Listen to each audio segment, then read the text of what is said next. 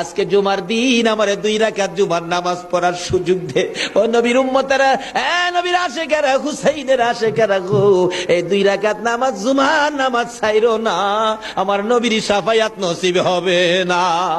রক্তে লাল হইয়া যদি হুসাইন 2 রাকাত জুমার নামাজ পড়তে পারে গো, আজকাল থেকে কথা দিতে হবে জীবনে কোনোদিন জুমার নামাজ ছাড়তে পারবা না। জুমার নামাজ আদায় করতে সময়টুকুন দিলে নামাজ শুরু করে দিলেন, রুকু সিজদার কাজ শেষ করে তাশাহুদে বসে সালাম ফিরানের আগ পর্যন্ত কাছাকাছি বসে বসে এই যদি সৈন্যরা নামাজের ভিতরে প্রত্যক্ষদর্শীরা বলেন এক একটা করে তীর মারে হুসাইনের গায়ে। ডান দিক দিয়া যদি তীরটা মারতো, বাম দিক দিয়া বেরিয়ে যাইতো, সামনে দিয়া মারলে পিছন দিয়া বেরিয়ে যায়, এই কিসিমের তীর গো নামাজের ভিতরে বাহুতুরটা তীর লাগাইছে।